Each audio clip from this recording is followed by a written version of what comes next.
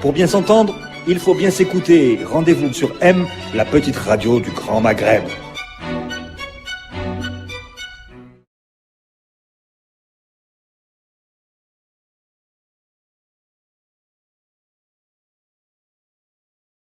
L'armée républicaine doit protéger les institutions et l'Algérie contre toutes les dérives. L'armée ne doit pas s'impliquer dans la décision politique. Entre les deux, mon cœur balance, on l'a bien vu encore cette semaine. On en reparle, pourquoi? Parce que la question est revenue avec Gaïd Saleh, rapporté par le Khabar devant les élèves de l'école des cadets de la nation de Béchar. C'est important de préciser.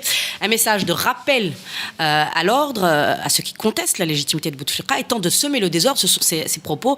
Tkhlat, il a bien dit ça, l'armée ne permettra pas Tkhlat, le désordre, ni la manœuvre de la part de ceux qui mettent en doute l'honnêteté des élections présidentielles. Alors, première question, c'est un message politique? C'est comme ça que vous le percevez? Tout à fait, absolument. Saïd. Indiscutable. Ce qu'il faut relever, c'est qu'il a choisi le canal d'Al-Khabar. C'est parce que le message est très politique. D'habitude, le MDN, il y a un petit communiqué assez langue de bois pour exprimer quelque chose. Là, la forme aurait été de manière classique, l'armée continue à respecter ses missions dans le cadre de la Constitution. Là, on a un autre type de message, c'est un homme politique qui parle et qui somme les membres de la CNLTD, parce que le message leur est directement adressé, d'arrêter de contester la légitimité du président et de demander une élection présidentielle anticipée. Abdelkrim. Non, c'est-à-dire, d'une part, il dit qu'il ne faut pas impliquer l'armée dans les affaires politiques, et puis, il est en plein dans la politique. C'est l'armée qui décide de légitimer l'élection du président. L'élection du président est un acte politique. L'opposition, l'opinion publique nationale et internationale a suivi ces élections, comment elles sont passées. Ce n'est pas l'armée qui va convaincre l'opinion publique nationale et étrangère que Bouteflika est légitime. Une, deux, quand on a le pouvoir, on a raison, coûte que coûte. Et c'est le cas. L'armée a raison parce qu'elle a le pouvoir. Et à partir de là, elle donne des leçons aux gens. Elle menace même. En quoi ça regarde l'armée que la CNDT c'est comme ça que tu prenne des positions et exprime un avis sur une élection. Elle a son appréciation de l'élection. Juste ou faux, ça, c'est pas l'affaire de l'armée en tout cas. Mais je crois que quelque part, ça exprime un désarroi. Un désarroi face à une situation sociale qui se dégrade de plus en plus. Les émeutes se multiplient, les grèves se multiplient, mais plus grave encore, le baril du pétrole, c'est-à-dire la rente, la source de la rente, est en baisse vertigineuse. On est à $60 le baril. Je crois que sérieusement, l'establishment est dans le désarroi. Okay. Alors, je ne sais pas pardon, Khaled, qui a synthétisé le CPP de la semaine dernière sur Maghreb Émergent en titrant « Entre le pouvoir et les nouveaux riches, le cœur de l'armée balance ».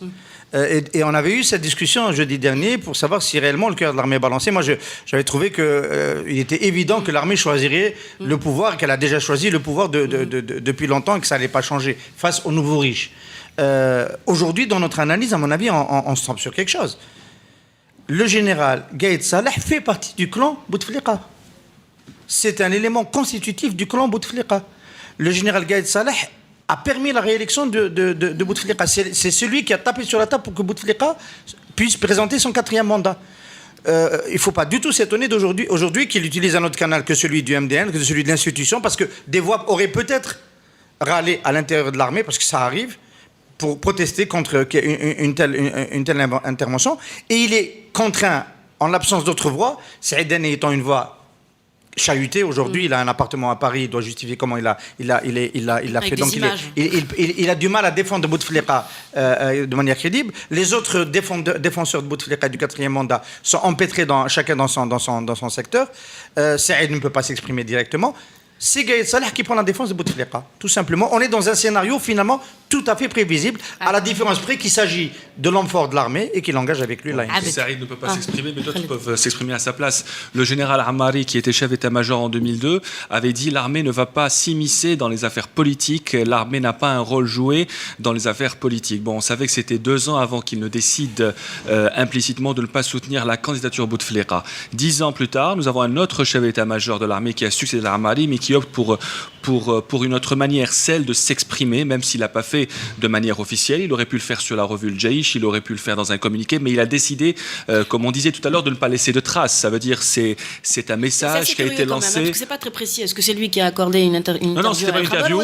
Il a dit devant les élèves soldats, et le journaliste d'El Khabar était là. Mais apparemment, il y aurait eu peut-être un deal entre lui et le journaliste pour lui balancer l'information. Et cela entre dans le cadre de ce qu'a été la campagne présidentielle. Donc c'est en quelque sorte le porte-parole du président de la République qui parle et qui prouve qu'aujourd'hui l'armée est partie prenante de ce 4e mandat et qu'elle ne compte pas l'armée, il faut être prudent. Accéder pas toute l'armée. Moi j'hésite à critiquer Gaïd Salah. D'abord parce qu'il fait 150 kilos et 1m50 de tour de taille. Tu fais le poids, Abed. Et plus sérieusement, donc je suis obligé de parler des choses très peu sérieuses.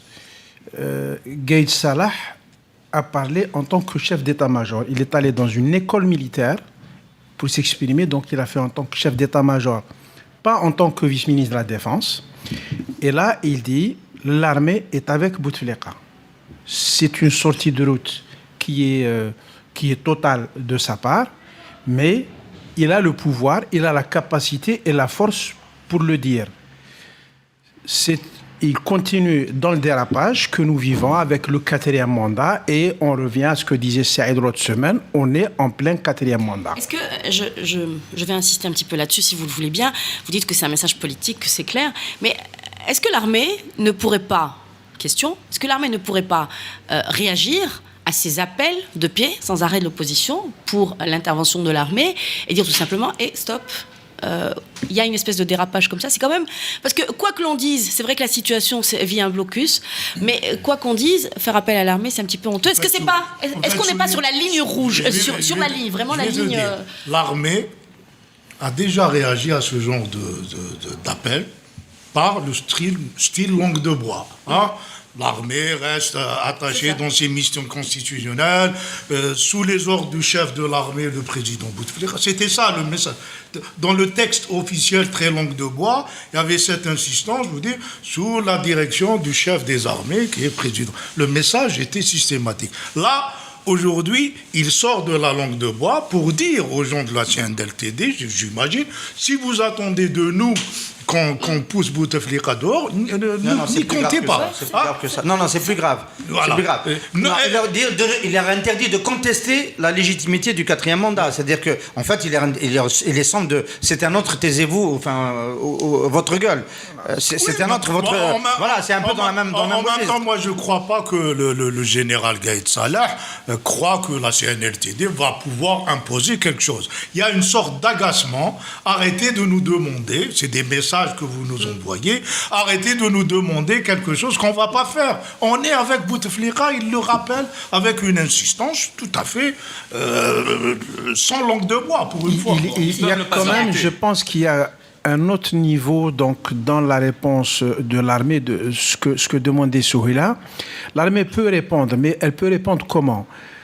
À mon avis, pour dire les choses brutalement. L'armée, de manière structurelle, pense que Bouteflika est là pour un temps. C'est un mal, on va faire avec. Et il est hors de question de chambouler les institutions, de faire un coup d'État, de changer les choses de manière brutale. L'armée est dans le temps long. Et donc le temps long lui permet d'attendre. Quand Bouteflika ne sera plus là, Gaïd Salah partira et donc il va émerger une autre réalité de l'armée et on sera, malheureusement, il faudra, c'est comme disait Adel El-Meddi l'autre jour, c'est dramatique, mais c'est l'agenda biologique qui va fixer tout ça. Mais je ne pense pas que l'armée soit structurellement avec Bouteflika. Je pense qu'aujourd'hui, Gaïd Salah, des cercles dans la hiérarchie de l'armée sont avec lui, mais pas plus. Vous avez parlé pour vous, ce message était en direction de la CNLTD, il n'y a pas à voir. Donc on a bien compris que la ligne rouge ne touchait pas au président, celle qui avait été imposée par... C'était pas contre Rachid Moukaz. J'en profite Non. pour dire qu'il a fait comme quelque chose de spectaculaire. Il a tourné en deux, il a fait du chemin. Bravo. Moi, je me Il a demande fait du chemin. si le message est adressé à la CNLTD. En tout cas, la CNLTD a réagi. À qui Ce qui est intéressant... voudrais-tu qu'il soit adressé? Non, je crois que tu viens de le dire. La CNLTD n'a pas le poids de pouvoir agir sur la réalité et de la changer. La CNLTD ne fait que émettre des vœux, des ambitions, des espoirs. Elle n'a pas d'autre choix que de recourir à l'armée. C'est révélateur de sa propre force. Elle reconnaît qu'elle n'a pas les moyens de bouleverser les choses. Je crois que Gaïd Salah s'adresse peut-être à d'autres cercles, peut-être à Hamrouche. Qu'est-ce qu'on en sait? Peut-être que c'est parce que Hamrouche dit rien ne se fait sans l'armée. Ça veut dire qu'il faut... Ça peut être à tout le monde, à tous ceux qui appellent, à tous ceux qui ont appelé... Il faut négocier avec l'armée. Il se peut aussi qu'il s'adresse, je crois que ça vient d'être suggéré par Abd, à une partie de l'armée, elle-même. Ouais. J'insiste pour... Oui, pourquoi pas. Ce qui n'est pas mauvais fondamentalement que l'armée reste disciplinée sur une ligne parce qu'il y a une conjoncture particulière qui impose une espèce de recul ou là de stagnation, mais rien n'empêche la situation de se débloquer à très court terme. Il y a autre chose dans le message de Gaïd Salah, je trouve. Je pense qu'il y a, je ne vais pas encore utiliser le terme de panique, mais une tentative d'anticiper sur ce qui est en train de monter. Ce qui est arrivé à Tougourt, parce que c'est quand même dans la semaine de Tougourt qu'il fait cette déclaration, pour lui c'est du tkhlat. Et donc c'est une manière à l'avance de tenter de lier tout ce qui peut se passer dans la rue avec des manipulations politiques et des manipulations avec l'étranger, parce qu'il a ajouté la case étranger.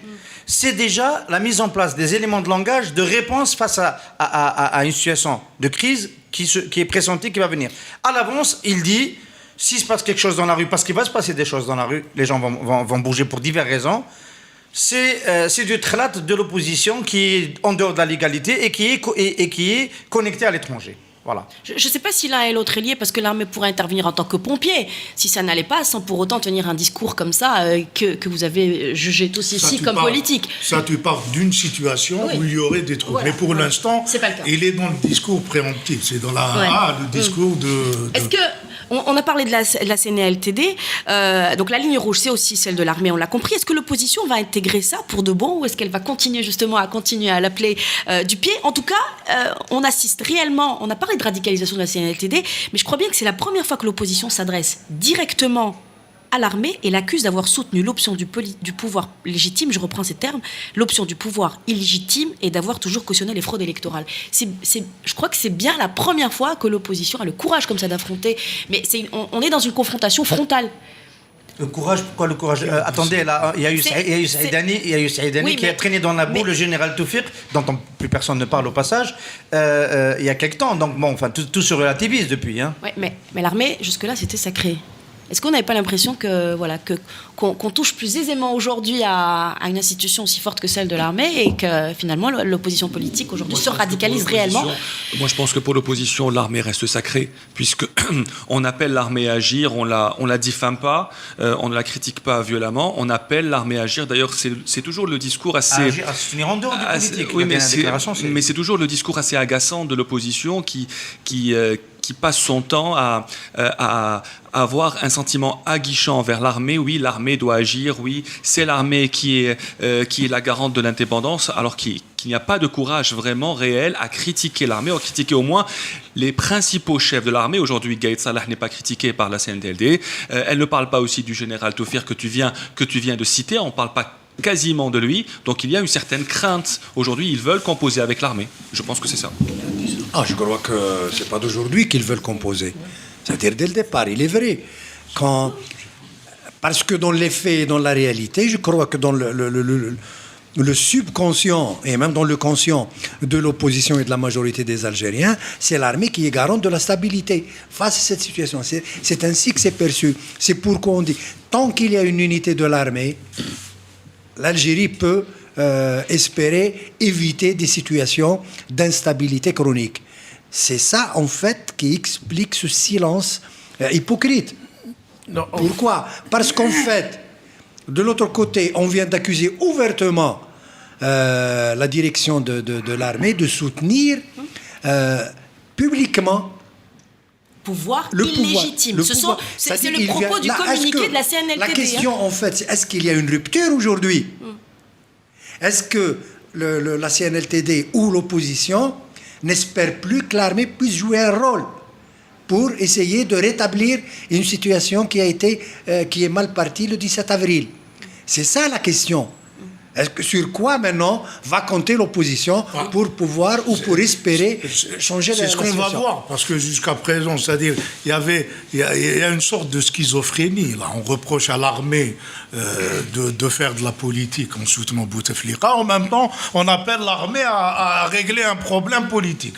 Si aujourd'hui la CNLTD dit je ne demande plus rien à l'armée et on passe à autre chose, on aimerait bien voir. En fait, elle fait pire que ça. Je ne suis pas d'accord. C'est-à-dire que là, on parle comme si on était devant une situation. Il y a eu déjà un putsch qui a eu lieu. C'est le 4e mandat. Il y a un putsch constitutionnel qui ne se serait pas fait sans l'appui de chefs d'état-major. Donc, quelque part, moi, à la place des opposants de la coordination pour la transition démocratique, je serais à l'aise pour dire à l'armée de corriger ce qu'elle a fait l'année dernière. Il n'y a pas de corriger, ça veut dire quoi? Ça veut dire que Bouteflika n'est pas... L'article 88, il n'est pas en mesure de travailler, il n'est pas en mesure de travailler. Les putschs sont réguliers depuis 99. Pourquoi voudrais-tu que le dernier soit le plus mauvais? On est dans des putschs successifs. Il est le plus mauvais. On a un président qui ne parle pas, qui ne marche pas, qui ne sort pas à l'étranger, qui prend des décisions dont on ne sait pas si c'est lui qui les dit. C'est le pire.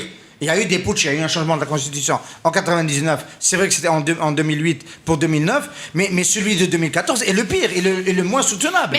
Voilà, donc non. Le putsch de 2014 est le pire dans le sens, dans le ridicule. Il est le pire dans le ridicule. Mais dans la portée politique, je ne suis pas très convaincu. Dans l'attitude de l'opposition, il y a plusieurs manières de voir les choses. Il y a ceux qui veulent combattre le pouvoir, qui ont envie d'arriver au pouvoir et qui essayent de voir comment agréger les autres dans cet objectif. Il y a ceux qui ont un projet politique et qui essayent de voir comment les acteurs peuvent contribuer à ce projet. Le problème, c'est que c'est la première vision qui est souvent dominante dans le pays. C'est ce qui empêche l'opposition et la CNLTD d'avoir un vrai cap. Elle est dans... quand on lit ces textes, c'est incroyable.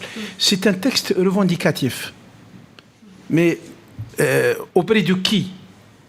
On s'adresse à qui? On demande quoi? Le travail politique de fond est pratiquement inexistant. Pas uniquement de la faute de l'opposition, j'en conviens, mais le travail politique de fond est presque inexistant. Et alors que la société est capable d'exploser, elle est en situation d'exploser de manière permanente, il n'y a pas de force politique capable de capter cette énergie. Moi, c'est ça qui me frappe surtout. Pas d'alternative, pas d'arbitrage. La semaine dernière, vous avez beaucoup parlé d'arbitrage. Plus d'arbitrage, on n'en reparle plus autour de cette table. Ça y est, vous ne voyez pas qui pourrait être l'arbitre. Ali Haddad, peut-être. Il paraît qu'il est au carrefour de tout le monde. Il parle avec le clan Bouteflika, il parle avec le général Toufiq, il est proche de Gaïd Salah, il a le patronat à ses pieds. Aujourd'hui, il peut devenir un arbitre politique. Non, en fait, Ihsen donne peut-être la clé de la solution qui s'amorce, c'est que le pouvoir est en train de changer de main de manière progressive, les forces de l'argent prennent de plus en plus de puissance. On est obnubilé par l'armée à cause de l'histoire récente du pays, à cause de son héritage culturel, etc. Mais on oublie les données sociologiques, économiques, de fond, qui font que le pouvoir est en train de changer de main de manière progressive. Et sur 10 ans, sur 15 ans, on va se retrouver dans la position d'un pays comme le Mexique, avec des groupes extrêmement puissants et riches, et une population qui peut faire autant d'émeutes qu'elle veut, mais ça reste politiquement inefficace. L'argent, la corruption, ça aussi, on en a parlé cette semaine. Le prix du pétrole vous l'avez évoqué en début de cette émission, qui descend en dessous des 60, on est en dessous des 70, on est arrivé à 68 à peu près. On en reparle dans un tout petit instant. 3 ans, combien on peut tenir? On peut tenir quoi ans? Combien on peut tenir comme ça? On peut tenir 10 ans. On peut tenir beaucoup plus. On peut tenir 20 ans. C'est un discours d'irresponsable de dire que nous avons un matelas financier qui nous permet de résister. C'est impossible. À moins, c'est-à-dire qu'on peut prolonger le sursis, c'est-à-dire à moins qu'on touche aux transferts sociaux, à moins qu'on touche au salaire des gens, à moins qu'on va augmenter les impôts, et encore sur ceux qui les payent, ça veut dire les salariés. Alors lui, c'est ça la situation, c'est le seul discours d'irresponsabilité qui peut tenir la route. Nous sommes face à un État, un système prédateur, et non un discours d'État. Et c'est ça le problème. Ça fait des années que les experts tirent la sonnette d'alarme. Attention, il faut aller vers une économie alternative aux hydrocarbures. Rien n'a été fait. On continue à improviser. On gère le pays au jour le jour. Voilà où on en est aujourd'hui. 2015 sera catastrophique pour tous les Algériens. Et le système pourra s'en sortir s'il n'y a pas une alternative immédiate. Alors l'alternative de Djeleb, je vais quand même la rappeler, des projets ont été programmés, il dit, et seront financés par le marché financier pour alléger la pression sur le budget de l'État. Qu'est-ce que ça veut dire? Je crois que concrètement, ce qui va se passer, l'impact n'est pas immédiat. Et objectivement, le pays a le temps. Il a quelques réserves. Deuxièmement, sur les projets d'équipement qui sont inscrits, on en réalise la moitié, 40% selon un ministre. Donc, de toute façon, ce qui était déjà inscrit n'était pas réalisé. Donc, on peut diminuer les investissements de moitié. On pourra à peine faire réaliser ces investissements. Je me demande d'ailleurs si ce n'est pas une bonne chose. Mais bon, ça, c'est un volet. Le deuxième volet, qui est à mon avis le plus important, c'est que c'est une occasion historique pour le pays d'aller à quelque chose de sérieux et de réfléchir sérieusement à ce qu'il faut faire. C'est de saisir... Avec qui? C'est de saisir cette opportunité comme un bon buteur, un gardien qui relâche une balle et marqué, c'est toujours un but. Être opportuniste et envisager d'aller à des choses sérieuses. Avec Abdelmalek Sellal, bon. Saïd, tu peux m'expliquer. C'est une intervention très sérieuse que tu as gâchée à la fin. Saïd, tu peux m'expliquer les projets financés par le marché financier? Écoute, je crois que M. Djellab est en train de réfléchir au budget, tout simplement. Donc, il dit qu'une partie des choses qui sont prévues dans le budget, au lieu que ça soit budgétisé sur le trésor public, on va emprunter chez des banques algériennes, qui ont d'ailleurs des surliquidités, ce qui n'est pas une mauvaise chose. C'est-à-dire, c'est de l'argent qui dort, qui vont peut-être utiliser pour financer. Ça permet, à ce moment-là, d'équilibrer le budget ou bien de réduire l'ampleur du déficit. Voilà, donc c'est ça techniquement ce qu'il veut dire. Ce qui peut... Enfin, l'histoire, tu as les budgets. Concrètement, c'est quelque chose de très avancé, mais que l'Algérie ne peut pas faire. Schématiquement, on prend une autoroute. Au lieu de la financer sur un budget de l'État, on va emprunter de l'argent chez les banques pour construire cette autoroute, et les banques deviennent propriétaires ou elles ont une concession sur l'autoroute qu'elles vont rembourser sur le long terme. C'est une manière qui est très élaborée, très intéressante de faire de l'économie. Mais le gouvernement algérien ne peut pas faire ça. Il ne peut pas même pas imaginer ça. Le gouvernement algérien dépense, il n'investit pas. Yisraf. Il a une cagnotte, il dépense autant qu'il peut. À la fin de l'année, il fait le compte combien on a dépensé. Vous savez, c'est un chiffre officiel donné par un directeur au ministère des Finances. 166 milliards de dollars, le montant des investissements qui n'ont pas été réalisés sur 10 ans. Vous savez, 166 milliards de dollars, c'est 3 fois le PIB de la Tunisie. Parce qu'on ne sait pas comment investir. Voilà, c'est parce qu'on ne sait pas où investir. Donc ça, c'est ce que dit le gouvernement et ce qu'il fait. C'est complètement décalé par rapport aux règles économiques. Je me demande s'il faut les écouter. Alors, Saïd Jafar a fait tout à l'heure un parallèle très intéressant avec les années Chadli, le milieu des années 80, quand la conjoncture pétrolière s'est retournée et qu'elle nous a rattrapés au bout de 2 ans. Il y a évidemment des différences. Moi, j'ai envie d'en pointer une au début. c'est que l'Algérie est politiquement beaucoup plus faible aujourd'hui qu'au milieu des années 80. Au milieu des années 80, l'Algérie a exercé une très forte pression pour que l'Arabie Saoudite n'engage pas une guerre des parts de marché. Parce qu'en fait, ce qui est en train de se passer aujourd'hui, c'est exactement ce qui s'est passé dans les années 80. Le pétrole Europep est arrivé sur le marché. Les Saoudiens n'étaient pas d'accord parce que c'est leur grignoter leur part de marché. Et ils ont décidé de lâcher les prix pour que les gisements qui coûtent cher ne puissent plus être rentables et qu'ils sortent du marché. À l'époque, c'était surtout le Brent de la mer du Nord. Qui n'est pas sorti quand même. Qui n'est quand même pas sorti. C'est la croissance qui est revenue qui a permis au cours du pétrole, 5-6 ans après, de repartir vers la hausse et modérément. Donc, à l'époque, je me rappelle, moi j'étais journaliste à la chaîne 3, en 83, et il y avait une bataille dans l'OPEP, et l'Algérie portait un point de vue pour la défense du prix. Aujourd'hui, M. Yousfi, j'ai reçu M. Attal cette semaine à l'invité du direct, il a déploré la position empoulée, ambiguë, incompréhensible de l'Algérie, qui a dit on va à Vienne en espérant réaliser un consensus. La position correcte de l'Algérie, un pays comme l'Algérie, serait été de rejoindre le Venezuela et l'Iran pour défendre les prix et pour demander à l'Arabie Saoudite, qui est le grand régulateur de marché et qui n'a pas besoin de produire 9 millions de barils de jour, de réduire sa production pour défendre les prix. Donc très faible politiquement. La voix de l'Algérie, personne n'en a entendu parler. Ça, c'est le premier constat. Les années Bouteflika, c'est un affaiblissement, on le constate partout. Et je voulais relever aujourd'hui qu'on l'a constaté aussi dans le cas de l'OPEP à Vienne. Je termine vite sur le deuxième volet. On a, à la différence des années 80, on a effectivement un matelas qui nous permet un petit temps de réflexion pour réorienter le tir. L'attitude opportuniste dont parle Abd, c'est une différence par rapport à 80. On a les journaux, on a la possibilité de parler, on a des points de vue, on a une liberté, on a octobre 88 qui passait entre-temps.